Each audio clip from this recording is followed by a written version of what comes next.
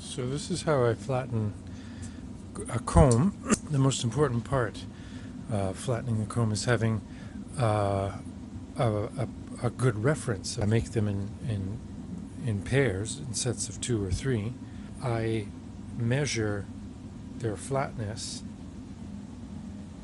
by shining a light and looking for cracks of light, see when they're not perfectly together. So you hold on one end, you hold on the other, turn it around just to make sure that you're not, one's not compensating for the other, but it's perfectly flat. You change your grip back and forth to lever it back and forth to leverage it on the left and right, and so you know that your reference is flat. Now this is a surface plate, it's very flat, but this doesn't need to be at a perfect level of flatness. Just the other day I was working with a fellow showing him how to flatten combs, and we used bamboo cutting boards from the dollar store. So what determines flatness is your reference. Now this is what you do. So this is a comb, comes off my mill. I've cleaned up the perimeter, but I haven't worked on the flatness, which is the important part. You can do this on a manji comb. You can use it on a Marine Bend 1896 comb, crossover comb. The 1896, you're going to have to seal the wood after you've sanded it down. The manji comb, you don't have to seal it, nor the crossover laminated bamboo either. So this is what we're going to do. I've used a variety of different devices to hold the comb in place, and I've just come up with a more, simple. What I'm using these days is a much simpler solution. Is I just take my straight edge, which has a big enough surface, to push down on the comb and to apply pressure, distribute the pressure along the comb. So I turn it till it feels smooth, and then I'll spin it in the other direction. Again, I'm distributing the pressure with this device. Flip it upside down, do the other side. There. All right, now we're going to measure, I'll just show you this way. We're going to measure flatness over here on this end. We're going to measure flatness along the tines, in the middle of the tines, and then between every single tine, we're going to check flatness against the light over here. And as I do this, I'm going to apply pressure on one end and then apply pressure on the other, and look to see if that reveals anything. And that's half of the battle. The other half is, what do you do if it's not flat? So let's hope this is not. Sometimes you'll get it perfectly flat just by sanding it this way, but not always. So what do you do if it's not flat? So here we go. Let me just adjust my camera here.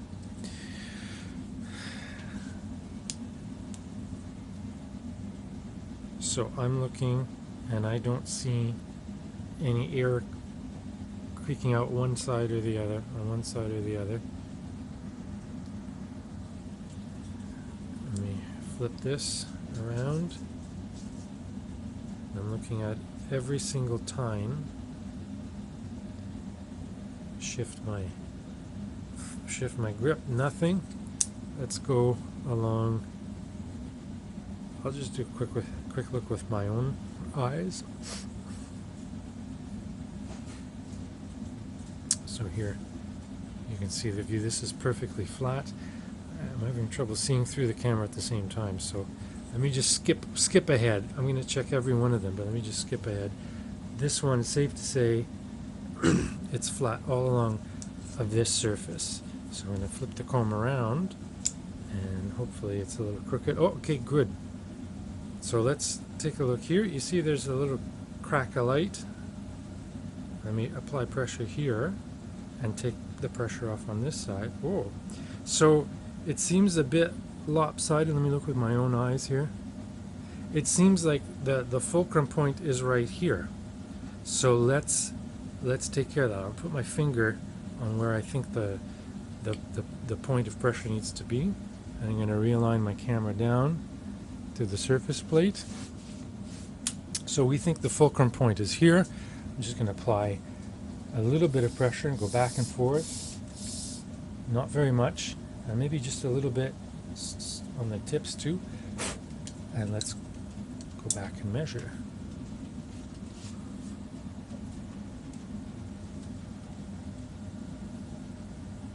So that has taken some, we're about almost halfway, so let's do that again.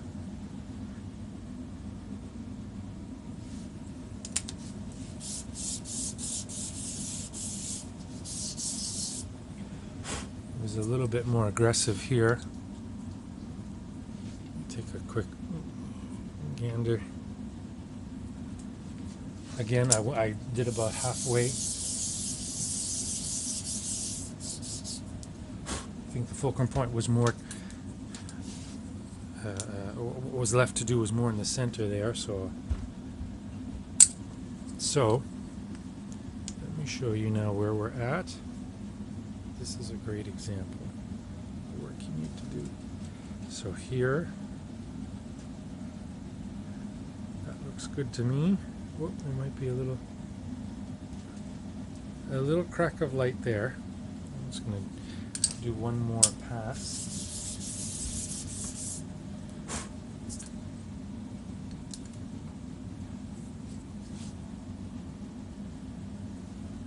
So we are, there's just a hair of light.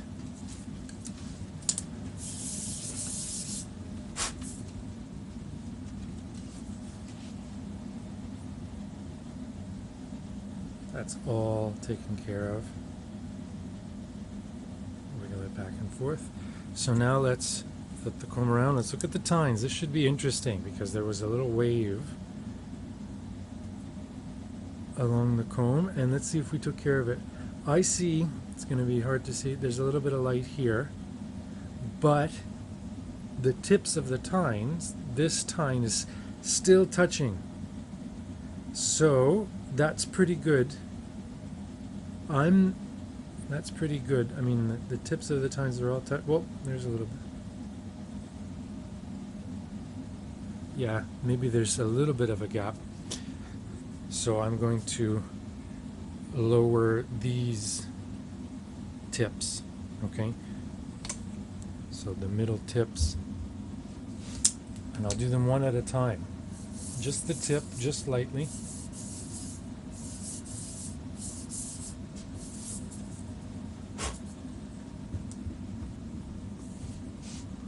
Just gonna check so I don't have to go back and forth with the camera. I think that got it. Look at that.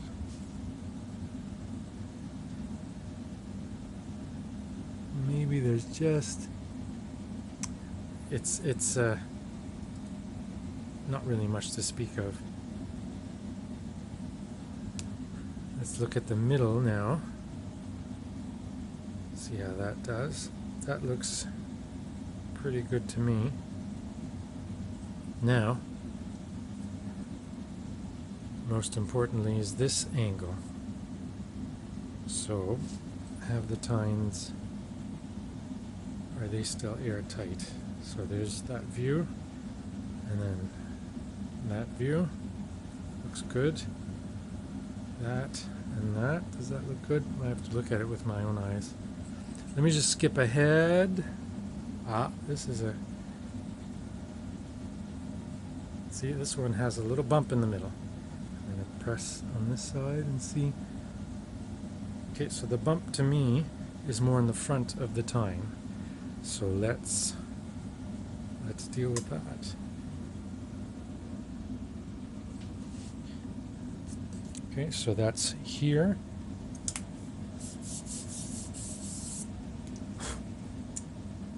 Clean that tine up. I'll just take a quick look with my own eyes. Yep, so we're about halfway done that one.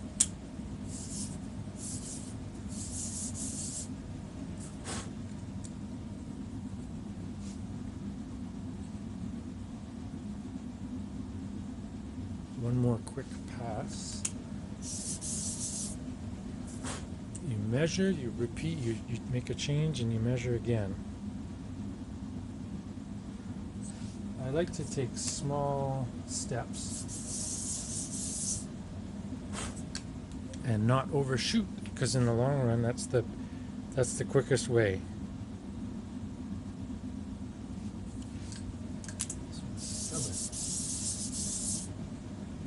Which is fine. So I'm very happy with this.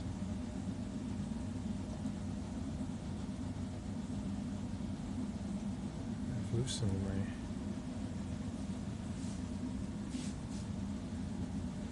there you go. I hope you appreciate how technically difficult this is. I apologize. So there, and I'm going to switch the grip, and there's no light.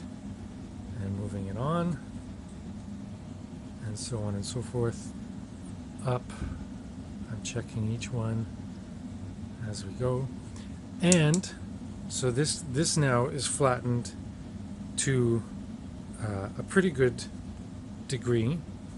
I'm going to finish the tips of the tines, and once they're finished, I mean, they look like, let me get a better view here, so they look dull. I'm going to basically take down every corner and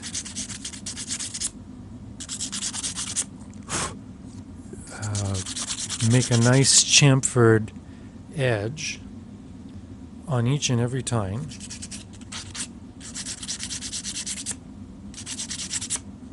Both sides. So you can see that that's a nice, right, chamfer. So,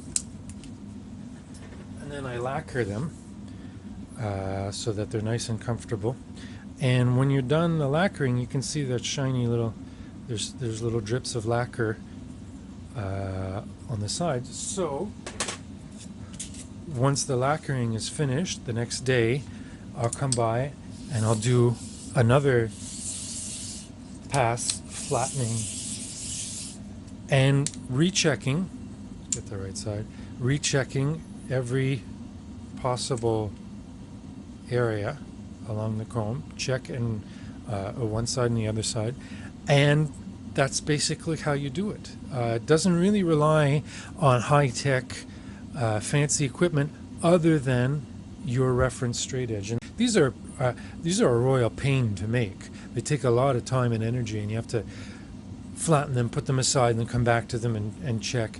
But they're made with using the same technique of using lapping, which is removing the material to make them flat.